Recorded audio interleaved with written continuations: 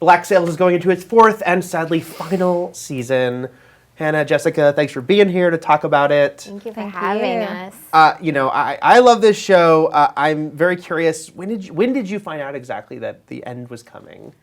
Somewhere in the middle of shooting it. Yeah. Shooting the last season. Yeah, it wasn't like explicitly told to us that it was going to be the last season, but as we were reading scripts, like we were kind of getting together going, there's a lot of loose ends that are getting tied up here. Yeah. So you kind of got the feeling that the story was coming to this kind of very natural conclusion. So yeah, we kind of all had our inklings, but then we were all like loving to speculate about whether there would be like a kind of a season 5 with an epilogue and all this kind of stuff. So, but I mean, it was actually really wonderful because you suddenly realised that like, wow, we're going to get to play a full arc of these characters. So yeah, when they finally told us, we were kind of like, yeah, This it makes feels sense. right. Yeah. Did that, having that inkling and then getting the confirmation, how much did that sort of change the vibe on set, being like, oh, we're going into the home stretch here? Yeah. I think it was kind of funny. It was, because not like haha, but just a bit strange because 4 seasons is a great. It's kind of the perfect amount of seasons, I think, for a TV show. If it's certainly for this TV show, and so there was a part of all of us, I think, that thought, yeah, this feels right, this makes sense. But then there was sort of this other weird part, that kind of hungry actor inside of you that goes, no, but I want to keep going, and I want to do this, and but now I have to book other work. Yeah. Nothing's ever going to be as good as this. Yeah, it was a very bitter, like a genuinely very bittersweet feeling. Yeah. So let me ask about your characters, because to say you two have been through a lot is an understatement. Max and Eleanor obviously started as close as could be, huge rift. Last season, they were working together sort of in better place than they had been for a while, at least being cordial. But now that sort of everything is really breaking out in the way it has been, what's the vibe like between the two of them going into this final season? I think as women, they've realized that they need each other, and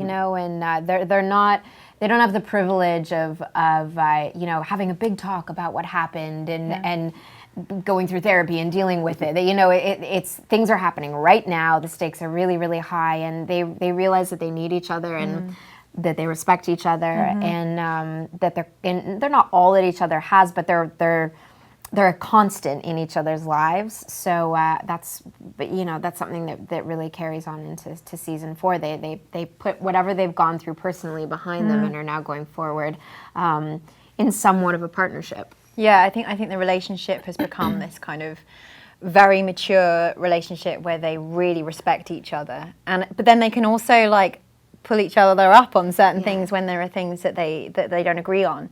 So I mean, it's almost like this kind of sisterly connection. Obviously, there's an intimacy that goes way beyond that kind of beyond a sibling relationship, but there's such an immense amount of trust because of the respect, and it's been beautiful to play as an actor. Like when you finally get these moments of, there's no big like reconciliation, but this moment of like they just know that they're a constant in each other's lives. So it's kind of it's beautiful to, and we get to work together again, which is nice. which has been awesome. Yeah, and I think they read each other really well. Like Max looks at Eleanor and knows when she's not quite saying what she means, and vice versa. So there's a kind of camaraderie that the kind of certainly that Max doesn't have with any of the other characters that she has with Eleanor. And they both have attributes that kind of feed each other. Yeah. So and both have things that they kind of aspire to be in each other. So it's a wonderful kind of like symbiosis. Yeah, history. They've known each other for so long, So it sounds like there's not really room for romantic reconciliation, but it's just like this understanding after everything they've gone through. Yeah, exactly. They have to. They don't have a choice in a way, This is, as we said, going to at the end of last season, it's like there's sort of war breaking out in a way we haven't seen before. Is that really that sort of continue through the season? Is it just sort of kind of a combat situation, maybe a way that they haven't had to face right around them before? Yeah, it's intense. It's very much something that continues through the season and is very frightening. The stakes seem much higher than they ever have Yeah. been before because it's all happening in their faces, you know, right on the island. And there's this fear that Nassau will be completely destroyed in a way that wasn't there before. I think just raises the stakes a lot. Yeah, I mean, I think Nassau itself becomes this battleground that, like, no character has ever seen before. Obviously, there's always been violence on the island, but it's been these kind of little sporadic outbursts. But suddenly, the island itself has to become a kind of fortress, and that, even like walking around on set when the sets had been kind of redesigned in preparation for this huge invasion, you suddenly like became aware of what it must be like to a certain extent to be living in a town that's under threat like that, because we had these huge barricades and just the sense of like, this is a small island, where do people go to be safe? And the powers that are coming, you know, it's it's a huge amount of firepower that could be unleashed on this place. And I know for me personally, like with Eleanor's backstory, because she's seen the island be completely ravished by the Spanish before when she was a child. It's something that she had as a very traumatic experience where she lost her mother. You know, that for me was like huge stakes to play, and it certainly was reflected with regards to the set and how we were able to like even move around on the set, because you have these like massive kind of fortress walls and so it was interesting to see what we regarded as our home island to be under threat like that. So. You know, both your characters, while not being pirates, are immersed in this world of pirates, but then Eleanor had sort of clearly turned on them in this big way. In this final season, you know, is she finding maybe empathy for their side again? And, you know, in the midst of this, Max, who's obviously been very good at protecting herself, is she too sort of maybe seeing, you know, how this is affecting everyone else besides trying to protect yourselves in the midst of all this? Yeah, I think Max has always wanted the same thing, which is peace, you know, in Nassau. Certainly maybe not necessarily at whatever cost, but in a way kind of at whatever cost. I mean, she's in a way, I often find that Max is sort of, I don't want to say a moral compass on the island, because she's not. She's done some pretty rough things as well. But it's important to her, you know, and yeah, I think she wants she wants calm. She wants, you know, a general peace for everyone. I don't think she's tremendously concerned about anyone else more than herself necessarily, but you know, she doesn't want it to be chaotic, you know, at all. I think that's very similar for Eleanor as well. I think she's always kind of she was always striving to make this place a secure place where people could get on, be independent, and make their business work. And I think that was kind of something she very much identified with Flint, in the sense of like, he seems like the secure element that could provide a very kind of steady income on the island. He strongly believes in democratic principles. And so then you had this like dichotomy between that and Vane, who was the polar opposite, who was this chaos. But there's an element of Eleanor that's like totally addicted to that chaos. And I think what's happened between seasons 2 and 3, you see that she has the same motivation to make the island this stable place, but she's had to grow up and realize and reject this chaos and anarchy. And I think when she comes back and she's like offering all the pirates these pardons, she's saying like, grow up, like this is what we have on the table now. You can either accept it or you know, face the consequences.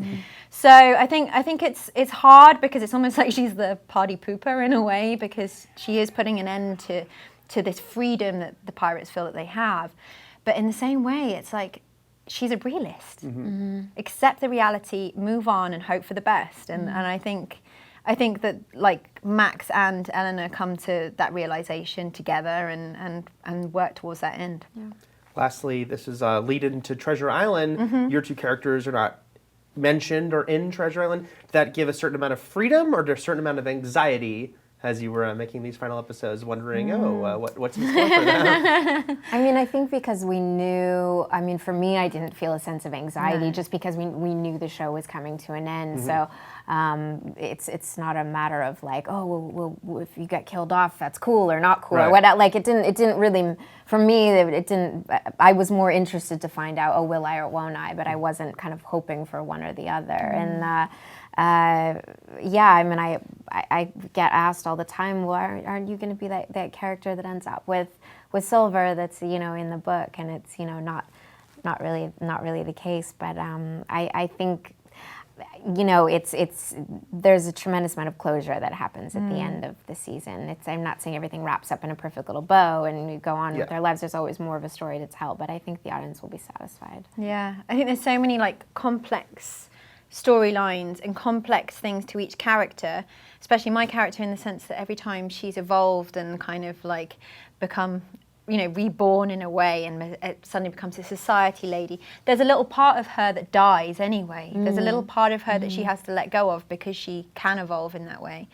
And so for me, like, my only feeling was like going towards the end was of like this pure excitement of like, there's so many things. I can see all these other characters getting resolutions, becoming the people that they wanted to be, accepting the painful things in their past. And I was just kind of like chomping at the bit going, yes, we're all going to get these like beautiful scenes where our characters can actually acknowledge some of their pain and move on. And so it's a beautifully reflective season, and it's going to be really exciting, I think, for fans of the show who've really paid a lot of attention to the details from seasons 1, 2, and 3, because a lot of that you'll suddenly realize why those little moments meant what they meant at the beginning. There's lots of little moments in this show that genius Dan and, you know, and John and Robert have just like woven in throughout the whole thing.